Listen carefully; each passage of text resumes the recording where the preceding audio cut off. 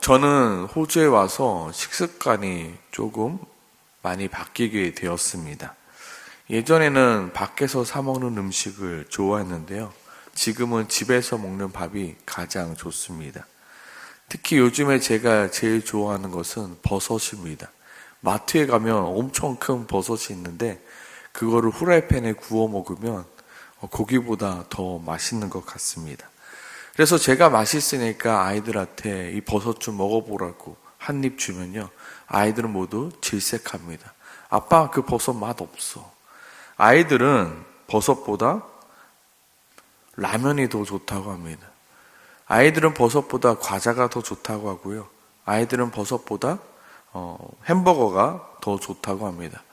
며칠 전 막내 생일이어서 아들한테 아들아 생일인데 뭐 먹고 싶니 물어보니까 딱 두 가지 이야기합니다. 첫 번째는 미고랭, 인도네시아 라면이 먹고 싶다고 하고요.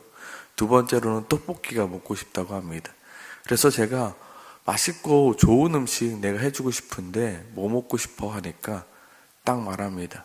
라면이 들어간 떡볶이를 먹고 싶다고 합니다. 그래서 어쩔 수 없이 라면이 들어간 떡볶이를 해주었습니다. 그 모습을 보며 문득 저의 어린 시절의 모습이 떠올랐습니다. 저도 어릴 적에는 세상에서 라면이 제일 맛있었습니다. 엄마는 계속해서 된장찌개요, 나물 반찬을 해주는데 저는 계속해서 라면이 먹고 싶다 이야기합니다.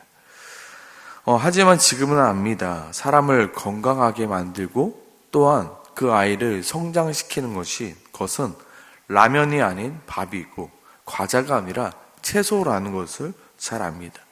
그럼에도 불구하고 어린 시절에는 왜 그렇게 라면이 맛있고 과자가 맛있는지요.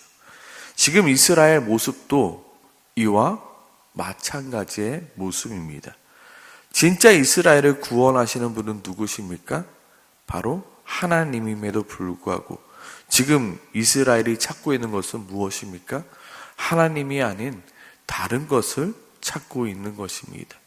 정말로 나를 구원할 그 하나님을 찾지 아니하고 다른 것만 찾고 있는 모습이라는 것입니다.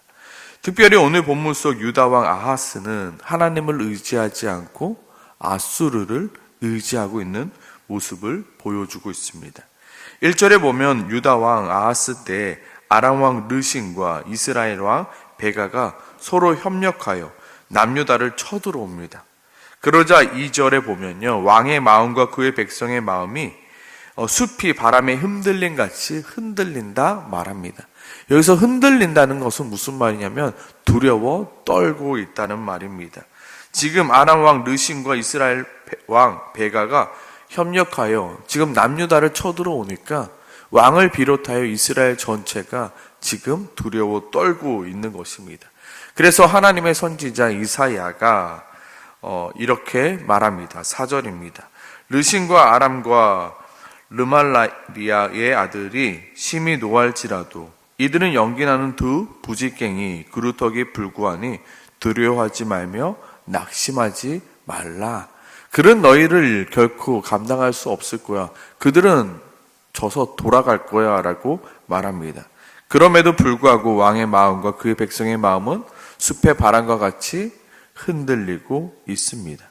결국 이사야는 불안에 떠는 아하스 왕에게 11절 이렇게 명령합니다. 너는 내 하나님께 여호와께 한 징조를 구하라. 너희는 한 징조를 구하라. 이 말은 무슨 말입니까?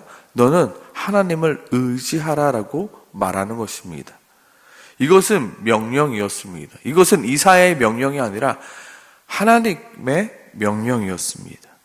이것은 너는 불안에 떨지 말고 하나님께 구하라. 하나님을 의지하라라는 명령이었습니다. 그러나 아하스 왕은 12절에 이렇게 대답합니다.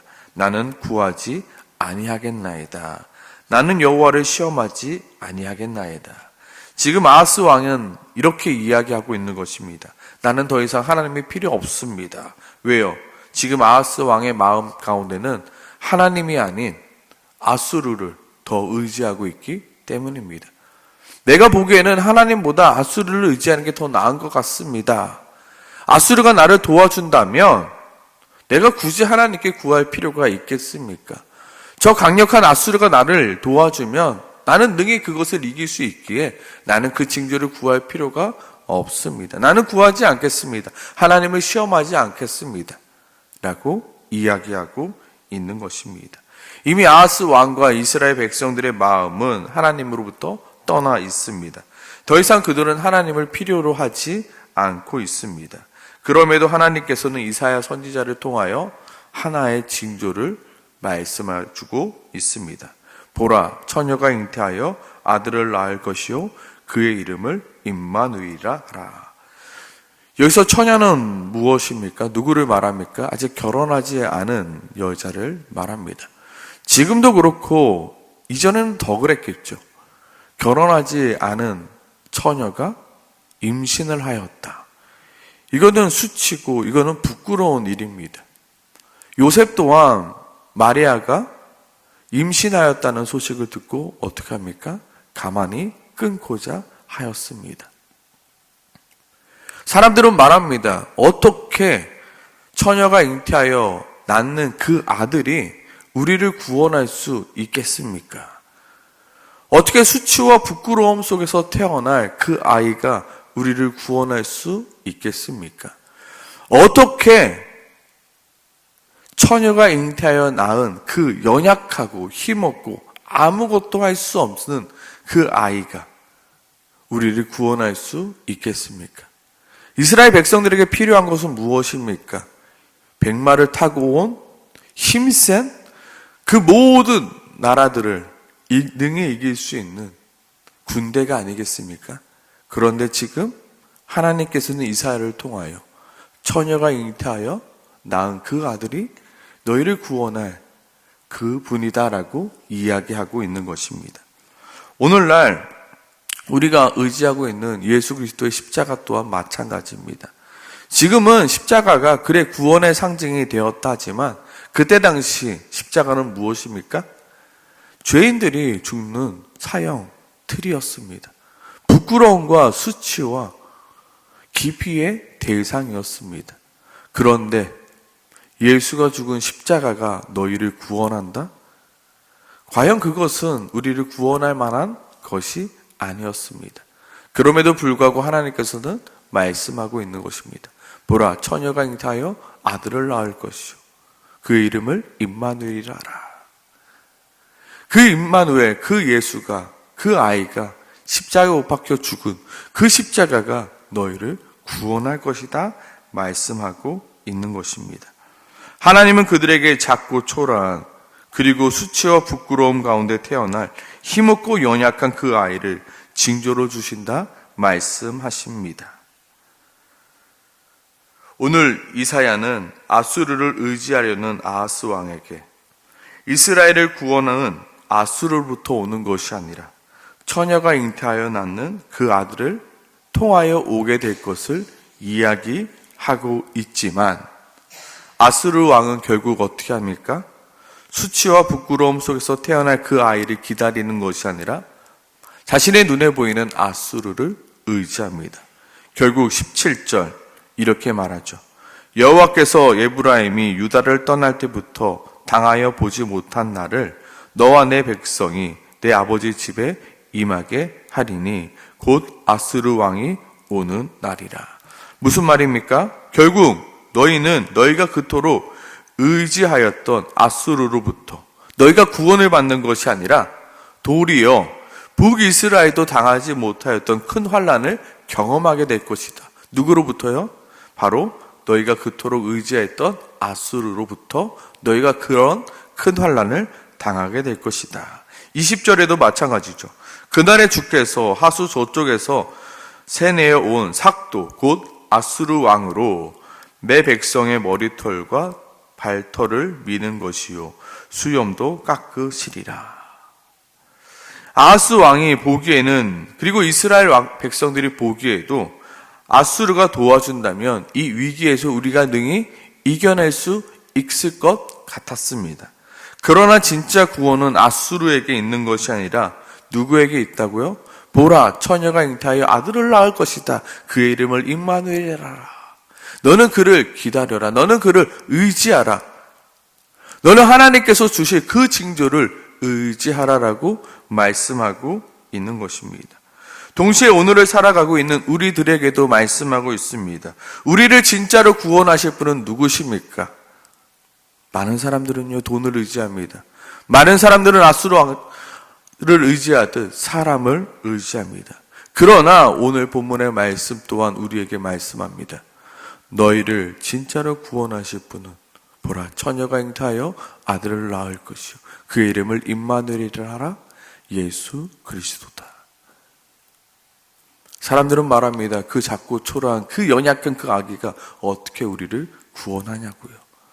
우리는 더 큰 기적을 바랍니다. 하나님 그거 말고요, 더 강력한 거 없습니까? 더 멋있는 건 없습니까?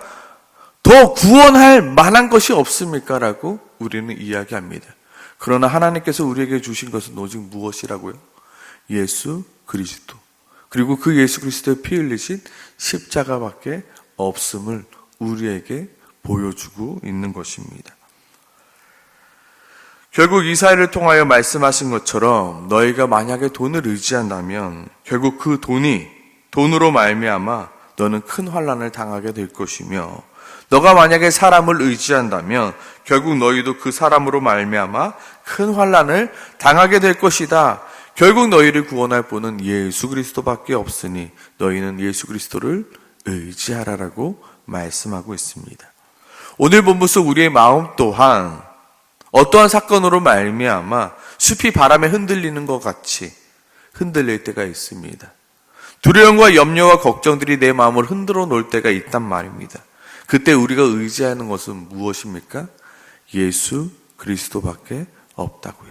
우리가 붙들어야 될 분은 누구십니까? 예수 그리스도밖에 없다입니다. 여기서 우리가 예수 그리스도를 의지하고 붙든다는 것은 무엇입니까?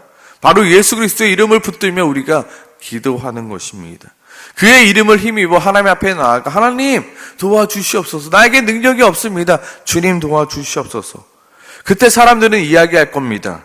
아니, 기도한다고 무슨 대단한 일이 일어나냐고. 기도한다고 어떤 일이 일어나냐고요. 맞습니다. 기도한다고 어떤 일이 일어나는 건 아닙니다. 대단한 일이 일어나는 것 아닙니다. 그러나 우리가 예수 그리스도의 이름으로 기도할 때 하나님은 나의 마음을 지켜주십니다. 나의 환경을 바꿀 수도 있지만 가장 중요한 나의 마음을 지켜주십니다. 무엇으로부터요? 사탄 마귀가 주는 두려움으로부터 나를 지켜주십니다. 사탄 마귀가 주는 불안함으로부터 나를 지켜주십니다. 그 예수가 나를 구원해 주실 거야. 나는 능력이 없지만, 나는 실력이 없지만 그 예수 그리스도의 힘입고 나아갈 때 그가 나를 도우실 거야. 하나님께서 나를 향한 분명한 계획이 있으셔. 내가 그분을 의지하며 나아갈 때 그분은 나의 마음을 지켜주십니다. 그리고 하나님은 잠잠해진 우리 마음 가운데 하나님이 어떻게 일하고 가시나를 우리에게 보여주십니다. 그럼 우리는 우리 가운데 일하고 계시는 그 하나님을 찬양하면 되는 것입니다. 오늘 우리는 무엇을 의지하며 살아가고 있습니까? 그리고 무엇을 구하고 있습니까? 하나님, 나에게 좀 더 큰 거, 나에게 좀 더 멋있는 거, 좀 확실한 증거를 보여주세요.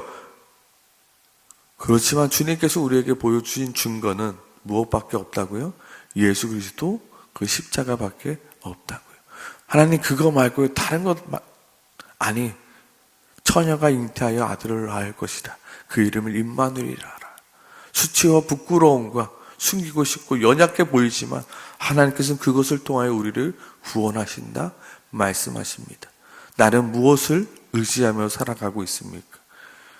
이미 하나님께서는 예수 그리스도를 우리에게 보여주셨고요. 예수 그리스도의 십자가를 우리에게 주셨습니다.